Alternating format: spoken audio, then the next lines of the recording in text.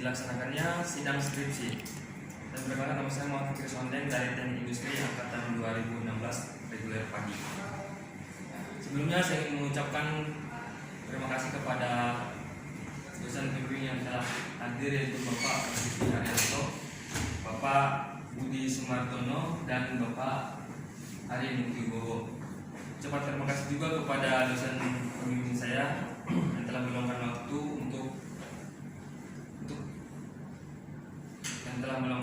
dalam proses bimbingan yang telah berlangsung, yaitu Bapak Karen Almandagi dan Bapak Reja Birawa.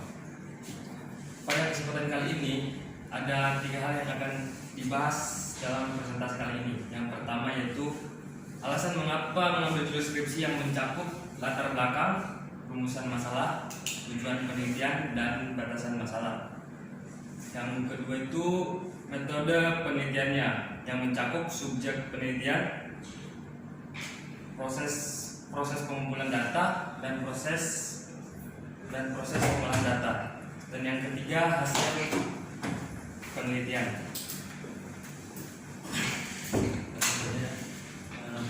Proses untuk bab satunya pendahuluan, materi 1 latar belakang. Ini usaha berubah begitu cepat menghabiskan pesan singkat aja lama lagi. Kok begini sih, PowerPoint-nya gimana kamu? Belum bikin PowerPoint ya? aja, itu PowerPoint enggak? Ya PowerPoint kok kamu ngambil begini? Orang ya. Itu ya terusin. Untuk rumusan masalah itu, yang poin pertama bagaimana mengatasi kekurangan garam kehabisan stok persediaan. Untuk poin kedua, berapa hasil dari perhitungan permintaan di periode selanjutnya dengan metode perambalan menggunakan data bulan Juli 2019 sampai dengan Juni 2020. Untuk poin ketiga, bagaimana mengelola persediaan yang ekonomis dengan metode EOQ. Kita dapat mempersiapkan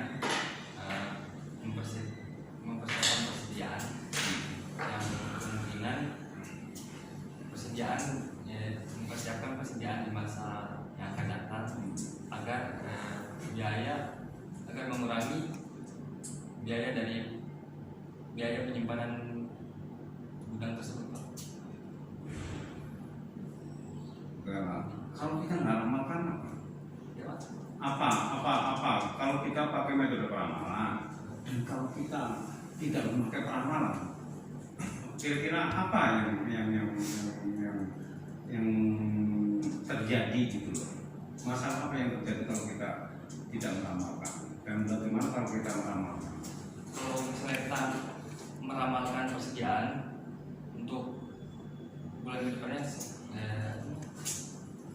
jika nanti terjadi permintaan secara yang sifatnya mendadak atau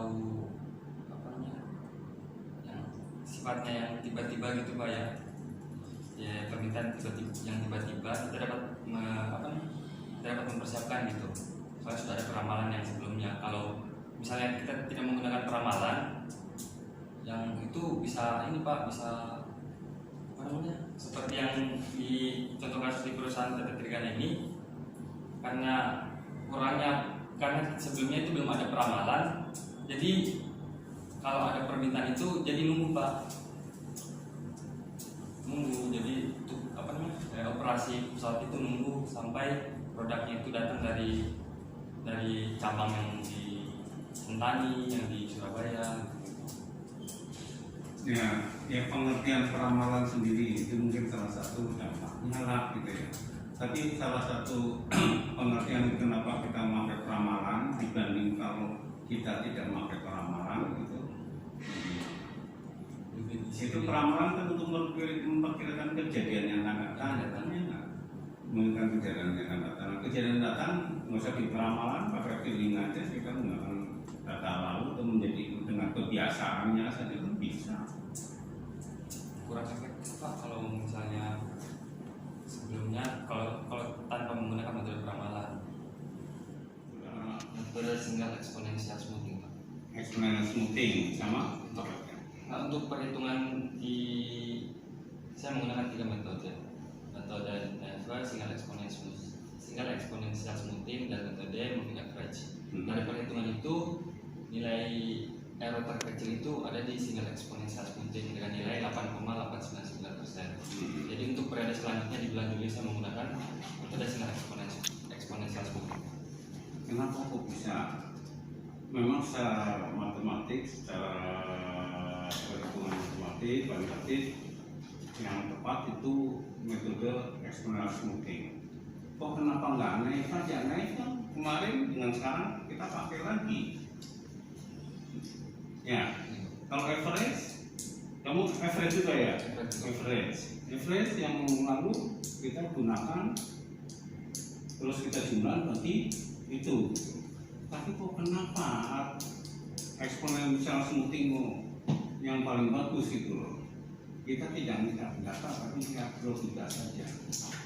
Kenapa?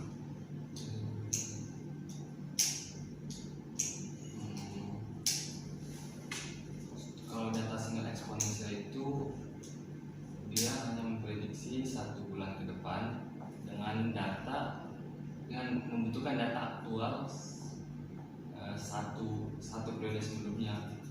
Kalau naik itu Untuk single eksponensial smoothing Pak, jadi dia juga harus ada data H-1 ya, enggak itu. Masa kalau yang ngomongnya itu naik gitu ya Pak Mandagi ya? Naik.